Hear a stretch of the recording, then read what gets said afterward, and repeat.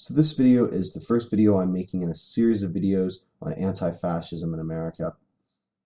And in this video, I'd really like to discuss the people behind anti-fascism and their motivations. There's some very interesting things I've noted about these people, and it really can't be ignored if you're going to be taking a hard look at anti-fascism. So I'd like to go into it now. But before I do, I guess I have to cite some credentials.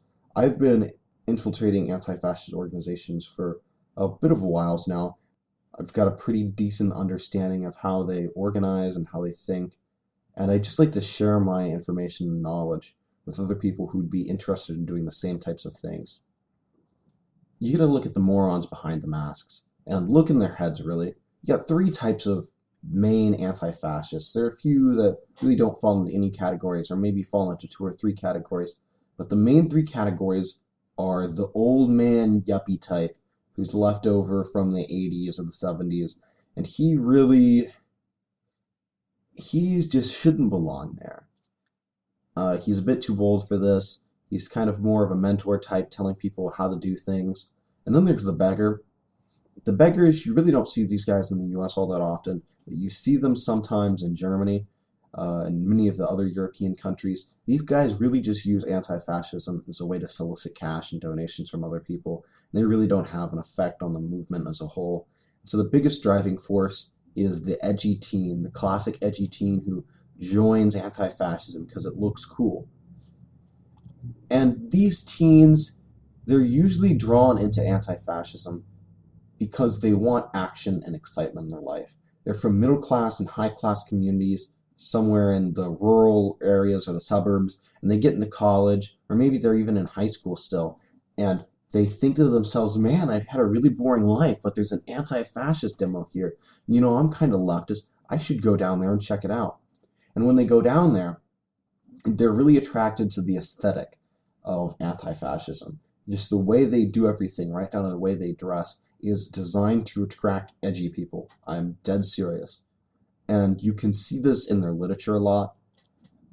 I'd like to use confronting fascism and militant anti-fascism as a real case study, particularly confronting fascism, because it really shows you exactly what these people think about anti-fascism, how it should work. A lot of these books really don't have anything relevant. It's mostly just anarchists jerking themselves off about, heard there, I went to a protest and I'm so cool. And all of it has a consistent militant theme. And just to drive the point home, I'd like to show you some clips from the book Confronting Fascism. And I'd really like you to just pay attention to the language. Look at how they talk about things. They talk about militant street action and class and resistance and victory and revolutionary and the military response and the military capabilities. These guys really don't consider themselves to be the edgy protest group that they are. They consider themselves to be, warriors or militants and things like that. And regardless of what they actually are, this is how they think about things. They think that they're in a war when in reality they've never picked up a bullet. They don't know what a cartridge is. They've never looked at a rifle. They've never field stripped a rifle. They don't know anything about this.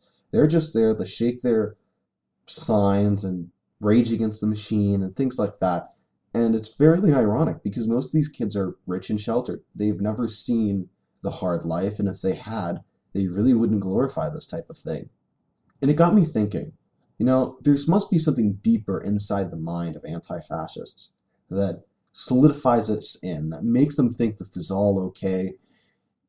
And I was observing something that happened to new anti-fascist members, and it was really an interesting effect.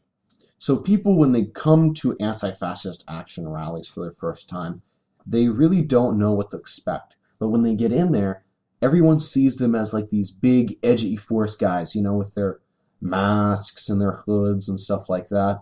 And they get the new members, they get this rush of dopamine combined with adrenaline because they're at this rally and this is the first time they feel like they have power. They don't actually have power, but they feel like it because everyone's so afraid of them and stuff like that. And it really gets into their head to the point that they become addicted to this dopamine rush. If you've ever seen addicts before, particularly heroin and meth addicts. The first time you take a hit of meth or heroin, it was the best high you're ever going to have, and you're never going to be able to get that high. And that's why you see heroin and meth addicts so frequently overdosing. It's because they want the same high as that very first time, and so they try to take more and more and more to get a similar high. And it just won't do it. It'll eventually kill them. And that is what's going on with the radical left, especially in anti-fascism. You'll notice that members get more and more radical. They do things they would not normally do. And it's really not all that unsurprising to see someone progress from an anti-fascist to a radical communist and then to something like a fringe group like the Red Faction Army. I've seen it all the time. It's stupid, but they don't have a problem with it because at the end of the day, they are just after that dopamine and adrenaline rush mix. And it's not healthy. You can see this literally everywhere.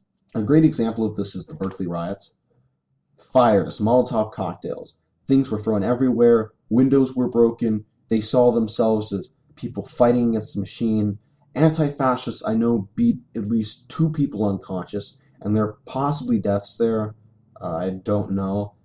But the end message of this is they see absolutely nothing wrong with this in their mind.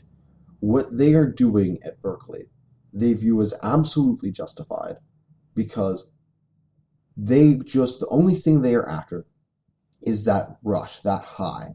And whatever is in the way of that high, they can justify as bashing the crap out of. They can justify smashing these windows because, oh man, we're fighting against fascism. Most anti-fascist action members, they're self-unaware, they're edgy teenagers, they consider themselves militant, and they're addicted to this adrenaline high they get from going to protests. If you see people gradually getting more and more radical, don't be surprised. It is because of this effect. And until anti-fascism, the whole movement is dismantled, you're going to see more and more of this adding to more violence.